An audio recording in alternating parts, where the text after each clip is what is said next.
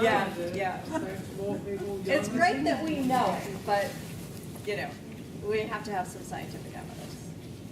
And to go back into the explanation that you had before on what is pulmonary fibrosis, actually the scarring thickens the wall between the air and the blood, and therefore it becomes harder for oxygen to be transported into the blood and back. Yes, and it also fills that area between And the in the end, it fills up the alveoli air. with fibrosis. So there's a lot of different things that go on, and it really depends on the stage of the disease or the actual mechanism for disease. So when you see all those letters and acronyms, AIP, DIP, UIP, right? All the IPs, right? Which means interstitial pneumonia, right? That's the IP part of it. That first letter means something different when the pathologist looks at that disease underneath the microscope. So usual interstitial pneumonia can happen in IPF, but it can also happen in scleroderma-related pulmonary fibrosis, so autoimmune or connective tissue, or rheumatoid arthritis. So we see that disease. That's why there's a full spectrum, and you really need somebody who understands the disease well, whether it be a pulmonary pathologist and a thoracic radiologist, a radiologist who really knows how to look at those CT scans and read them quite well, because there's subtleties that not every pathologist or radiologist recognizes, and that's key to your clinician, your physician, on making an accurate diagnosis, because there may be therapies for a certain form of the disease that is not available to those who have idiopathic pulmonary fibrosis. So lots of things to look at, and one reason why the Care Center Network becomes so important, so that we can make sure that the physicians that are treating you or your loved ones really have the tools that they need to help you. Also would like to add that, the only quote-unquote cure we have is a lung transplant, but it does not cure the disease. I still have the disease. It just has to progress with a new lung, like a big over. I still have it. So you have single lung transplant. So you do that. Absolutely. But if we had double, we still have the disease. My fingers will still be clubbed, and some of my fingers will still be clubbed. But your lungs don't have it.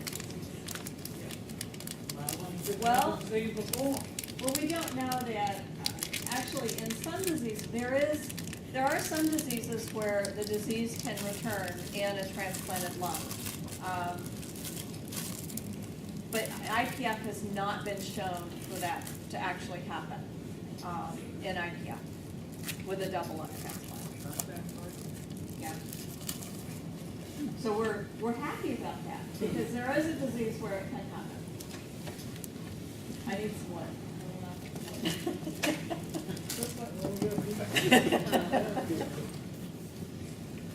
What else we got, folks? Please, these girls came a long ways to talk to us. Yeah, sure. You referenced the foundation having a legislative agenda. Two-part kind of question on that. One, is there any current legislation that is addressing pulmonary fibrosis, like anything that the foundation is actually tracking that may have hit a state or the House floor? And are there any legislators that you know currently that may be research receptive? Because I do know, there are some politicians that are more inclined to be accepting of medical research and trying to fund bills to address those sort of things. Well, let me first say that we work closely with an organization called the Pulmonary Fibrosis Advocacy. That's their kind of sole mission, to work on legislative advocacy. In fact, they're registered as a lobbying group. And so when Peter and Russell and I went to the Hill back in September, that was for research. We did have at one time some legislation that was being considered, and that was to help try to create a registry.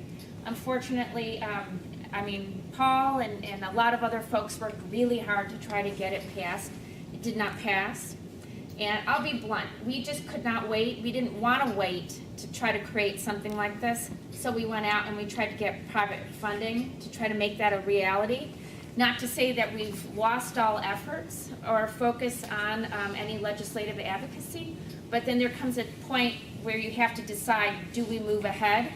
And then what can we still focus on? So is there something specifically focused at this point on pulmonary fibrosis? No. However, there are things that we feel are still important as far as advancing research is concerned. There are legislative, like in Illinois, Senator Kirk, his father passed of the disease. Our Senate Majority Leader, his father passed of the disease. They're not the only ones. So are there receptive folks? Yes, there are. But there is other research that we feel is important that will impact us. And I know Dolly might want to talk a little bit about that, or Peter or Russell. I throw that open to you all too. Well, the problem, of course, is always it's the numbers. It's the numbers game for politicians. It's the votes that are attached to those numbers. And even if you go to Lung USA in the American Lung Association, which I did in Washington, D.C., when you walk in and you go like, I want to talk about pulmonary fibrosis, they look at you and go like, pulmonary what? Pulmonary fibrosis. If you go to their website, it's all about asthma, non-smoking, lung cancer, and COPD, but it's not about pulmonary fibrosis.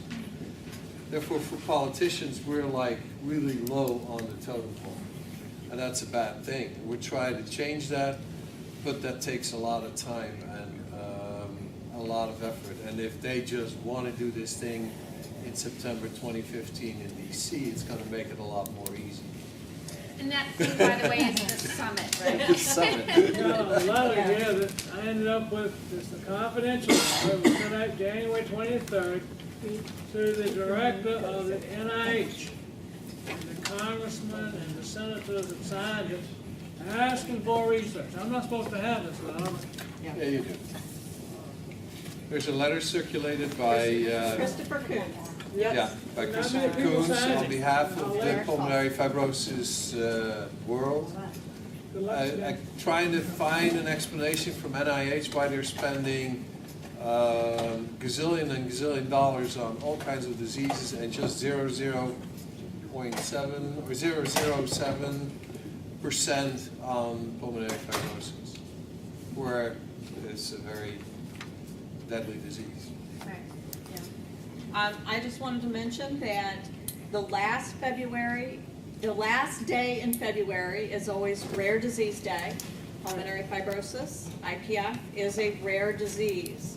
So one of the things that we do every year is we ask you to write to your congressional leaders and invite them to join the Rare Disease Caucus if they're not already members. And you can find that information on our website, along with the other letters to ask your members to support research, Medicare, Medicaid, all the services that are under review right now. We want to make sure that those that are most important to you are preserved. This is, as has been stated, it is a numbers game. And you want to make sure that those services that you feel as though are most important to you, your family members, are preserved. So please write to your members of Congress. If you go to our website, all you need to do is type in your name. It will remember you every time you come back.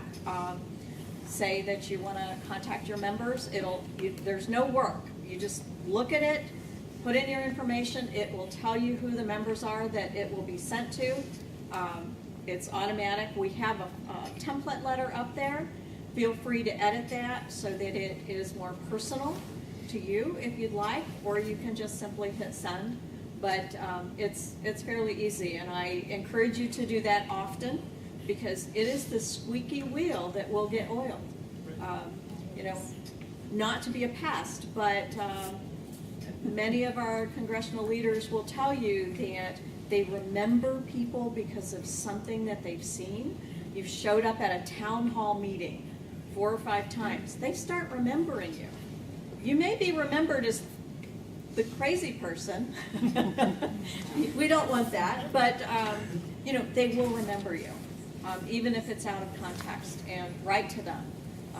They have an obligation to read your correspondence. I do have a question, I guess.